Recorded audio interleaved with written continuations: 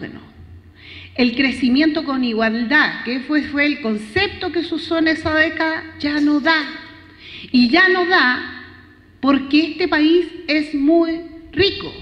Este país tiene mucha plata, pero no se distribuye adecuadamente.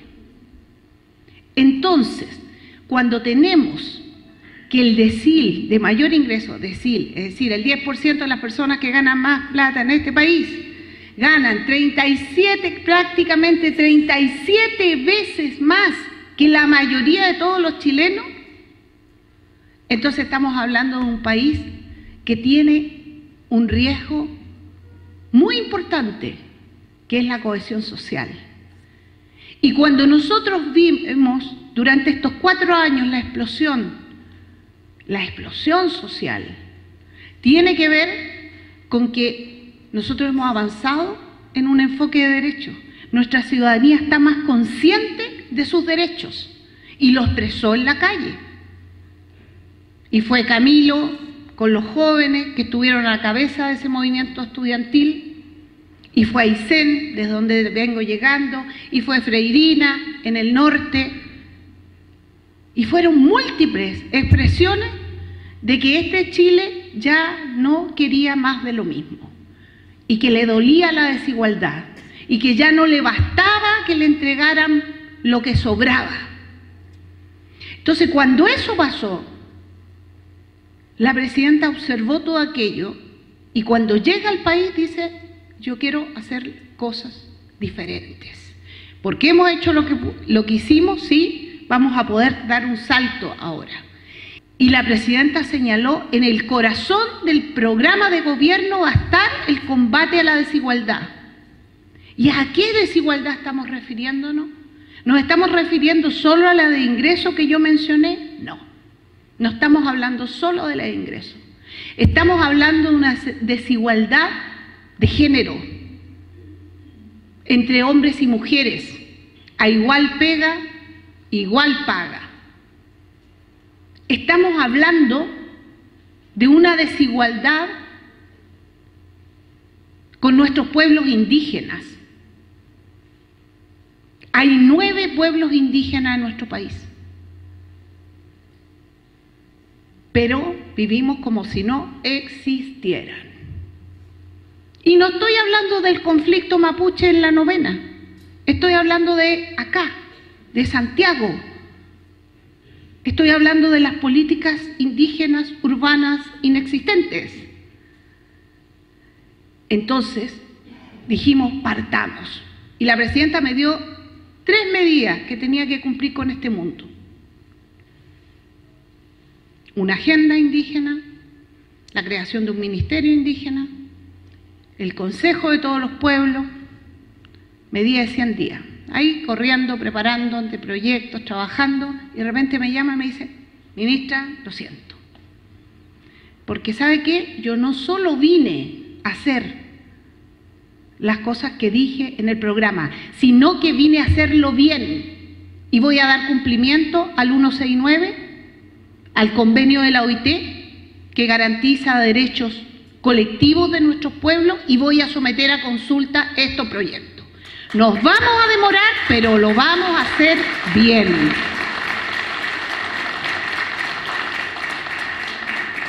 Desigualdades también que tienen que ver con nuestros adultos mayores, con la edad, con nuestros jóvenes, con nuestros niños y con nuestros adultos mayores. Ya voy para allá, ya llego. Desigualdad, ¿verdad?, desde el punto de vista de la edad de nuestras infancias, porque tenemos el triste récord de ser uno de los países con mayor violencia sobre nuestros niños y niñas. Desigualdad porque todavía en nuestro discurso seguimos diciendo que los niños son el futuro de Chile. Si no son el futuro de Chile, son el presente de Chile. Están, existen, son personas en igualdad de condiciones y de derechos. Y por eso el Consejo de la Infancia, para que de una vez por todas toda la institucionalidad pública mire el conjunto de leyes, el conjunto de programas y nos pongamos de acuerdo cómo avanzamos en una política nacional y en una estrategia común y nos dejemos de hacer desórdenes, cada uno con su iniciativa, por muy buena que sea. Y en el otro extremo, efectivamente, la desigualdad que sufren nuestros adultos mayores, que hoy día son un 15% de la población que se incorpora masivamente. Ya se estima que para el 2025 vamos a ver equilibrado, ¿verdad?, entre nuestros adultos mayores y nuestros jóvenes. Y eso nos pone tareas, pisar el acelerador. Y queremos hacerlo porque efectivamente tenemos deuda institucional, es decir, la institucionalidad nos quedó chica. ¿Y qué nos hemos planteado en esa materia? Esencialmente nos hemos planteado contribuir a crear el piso de una política nacional de cuidado. Cuando decimos política nacional de cuidado se nos vienen los hogares a la cabeza, los hogares tradicionales donde vamos a dejar adultos. No estamos hablando de eso. Una política nacional de cuidado significa darle atributos a esa política: envejecimiento sano, envejecimiento que sea adecuado. Fíjense que me decían los adultos mayores, está muy bien los bonos de invierno, todo eso lo recibimos alegremente, muy bien, ministra. Pero ¿saben lo que queremos? Queremos trabajar y queremos ser útiles. Entonces, la política de envejecimiento dice relación no solo, por supuesto que sí, con mejorar las pensiones. Y por eso parte de los compromisos es que la reforma tributaria sirva a mejorar las pensiones más bajas. Pero no solo eso, también tiene que ver con generar condiciones para que la sociedad vea a la gente que necesita cuidados y para que los cuidadores, para decir más exacta, las cuidadoras, porque el 98% recae sobre las mujeres, también sean sujetos preferentes del Estado, para liberarlas de tiempo, para darles herramientas para ese cuidado, pero esencialmente crear una red nacional de 15 centros en todas las regiones del país que planten los cimientos de una política nacional de cuidado con servicios sociosanitarios con estándares de verdad, de calidad, y que ahí sí nos midamos con la OECD y ahí no miremos a otros países de la región, porque estamos en condiciones, no solo de infraestructura, de los equipos técnicos especializados, médicos y de integración que deben estar en esos centros. Para los que no tienen movilidad o reducida, están los LEAM, los centros nocturnos. Para los que pueden y tienen redes y pueden vivir con su familia, espacios de día para desarrollarse, influir en la sociedad y poder integrarse a plenitud. Queremos sentar las bases, y lo dijiste tú, no van a ser centros privados, son centros públicos, restituyendo las capacidades del Estado para intervenir en materia social. Diferencias también de desigualdades con las personas discapacitadas o en situación de discapacidad de este país. También invisibilizados, marginados, postergados. Y ahí hemos dicho, necesitamos saber cuántos de verdad, cuántas personas en esta situación están. Entonces la tarea, la primaria para poder hacer políticas públicas en serio, saber. Vamos a hacer la segunda encuesta nacional de discapacidad. Estamos trabajando con información desactualizada. Necesitamos saber cuántas personas en verdad están en esta situación y qué tipos de discapacidades son las que están sufriendo, porque o en las situaciones en que viven, porque no da lo mismo un discapacitado ciego que un discapacitado, ¿verdad?, de físico, de otra naturaleza. Las políticas tienen que ser pertinentes. No más al fardo, discapacidad, no. Aprender a ver Yo le decía ayer a la comunidad de ciegos, le decía, si lo único que no vemos somos nosotros, los únicos ciegos somos nosotros. Y junto con eso el mejoramiento de la institucionalidad, porque el Senadi nos quedó chico. Y el segundo semestre va la subsecretaría, la creación de la subsecretaría de la discapacidad, que permita incorporar nuevos recursos, más cantidad de profesionales y tener dispositivos nacionales que efectivamente en todo el territorio nos permitan atender de mejor manera a estos compatriotas en situación. Porque como ellos me dicen muy bien, ministra, la discapacidad la hace el entorno, nosotros no somos los discapacitados, el entorno nos provoca condiciones de discapacidad. Cuando nosotros no podemos acceder al trabajo, es el entorno el que no nos ofrece las posibilidades de desarrollo. Tenemos que hacernos cargo también de eso. Las desigualdades están también en materia de opciones sexuales. Las discriminaciones. Están las desigualdades que tenemos que atenderlas desde otros ángulos que a ustedes les hace mucho sentido, el territorio. El territorio. Si este país es largo y no vamos a cambiar eso. Y tenemos que entender que la realidad ocurre en todos esos territorios y si queremos hacer política tenemos que pensar descentralizadamente. La Comisión de Descentralización tiene que ver con eso.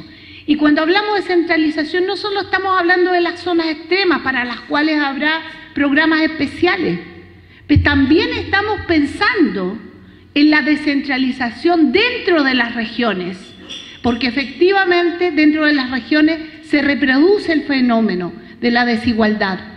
Y eso hace que tengamos municipios donde se concentra la riqueza y municipios donde tienen, ¿verdad?, que, como dicen por ahí, pelar el ajo. Entonces, esta política social se está haciendo cargo de estas desigualdades, del conjunto de ellas. En lo técnico, hemos dicho que vamos a avanzar en el Ministerio. Vamos a actualizar la línea de pobreza, vamos a entregar la CACEN. Cuando dice vamos a actualizar la línea de pobreza, estoy diciendo que vamos a actualizar una canasta con la que nos medíamos, que ¿saben de qué año es? ¿Sabe alguien? Del año 87. Después de 30 años vamos a actualizar la canasta familiar para que con esa nos midamos en la CACEN. Y vamos además a incorporar un enfoque, que si hay asistentes sociales aquí lo van a comprender, que es la multidimensionalidad de la pobreza. ¿Qué es esto? Que hoy día la pobreza ya no la podemos medir solo por ingreso. Podemos tener a alguien que tenga 400.000 pesos, pero que no tenga acceso a la cultura. Es un pobre. En un país desarrollado eso es pobreza y podría ser extrema. Entonces, vamos a pensar la pobreza en un sentido mayor, porque eso es el desarrollo. Chile no puede desarrollarse si no crece con mayor nivel de igualdad. Y para eso hay 3 reformas estructurales. Política social y focalización del gasto. Perfecto. Se me fue aquí mi referente. ¿A dónde está? Ya está escondida. Correcto. Ella decía, no más hiperfocalización.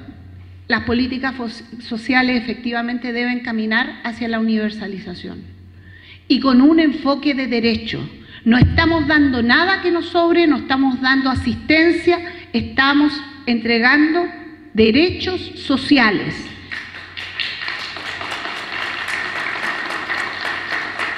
Y cuando estamos hablando de derechos sociales, estimados y estimadas amigas, no estamos hablando de los pobres. No estamos hablando exclusivamente de pobreza extrema y mirando a este ministerio como el ministerio de la pobreza extrema. Hay que atenderla, hay que ser consistente y ahí tendremos que ir focalizando y seguir trabajando en ese segmento. Pero nos interesa centralmente avanzar sobre las vulnerabilidades que tienen los chilenos y las chilenas. Sobre la vulnerabilidad que tiene la clase media, que dice el Estado no me llega a nada. Clase media que a veces es pobre. Clase media que se enferma y se la clava a la clase media, ¿verdad?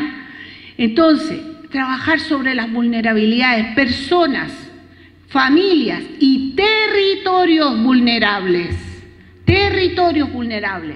porque a veces tenemos comunas en las cuales mirado en general les va bien, pero hay bolsones que hay que trabajar. Y ahí el Ministerio tiene que reponer los mapas de vulnerabilidad social que le permitan saber dónde puede atacar de mejor manera eso.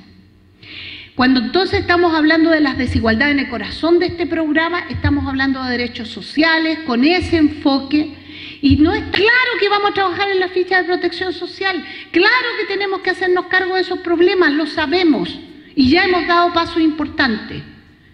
Nos reunimos con la Asociación Chilena de Municipalidades, fue la primera tarea que hicimos como ministerio. Recibimos los problemas, recibí el resultado de un encuentro de DIDECOS nacionales del año pasado, donde decían todos los problemas que tenían. Nos empezamos a hacer cargo de eso. Abrimos el sistema para que funcionara 5 días. Los encuestadores nacionales van a poder operar todo este año. Entregamos nuevas fichas de la única que está vigente, la ficha de protección social, porque no se cumplió la promesa del señor Piñera y porque además el cuestionario, cambiarle el colorcito al cuestionario, fue un modo de crear expectativas en la población sin tener nada que ofrecerle. ¿Que vamos a orientarnos a un cambio? Por supuesto que sí.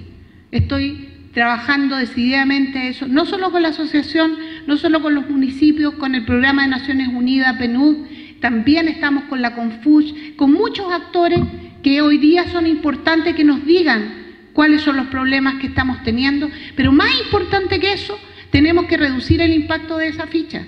La ficha nunca debió haber llegado a masificarse al punto de tener 80 programas del Estado que se miden a través de ella. Nunca tuvo esa vocación. La ficha de protección social buscaba 2 cosas: la caracterización de la población, saber quiénes somos, porque la CACEN da cifras macro, da estadísticas, no nos sirve para... Ese era uno. Y 2, focalizar en segmentos de extrema pobreza. Nada más. Pero fuimos poniéndole programas que hoy día no tienen ninguna lógica respecto de los resultados que ellos buscan, de los objetivos que quieren alcanzar. Tenemos que reducir ese, y estamos revisando todos los programas para que puedan generar sus propios instrumentos de acuerdo a los objetivos que tienen. Y ya partimos el 21 de mayo y tiene que ver con la educación y tiene que ver con la igualdad y cómo pensamos que debe ser esa educación, cuando la presidenta anunció el 21 de mayo que el programa de alimentación escolar, el PAE, no usará ficha de protección social y se le entregará al 60% de nuestros niños. Y estamos avanzando hacia un sistema de exclusión por altos ingresos. ¿Qué significa eso? El Estado tiene hoy día capacidades perfectas para que no sea el ciudadano el que tiene que decirnos qué es lo que le pasa, porque cualquier instrumento de autorreporte, es decir, a donde uno le preguntan, tiene sesgo, sino que sea por exclusión de altos ingresos, porque hoy día el Estado tiene información suficiente para hacerlo.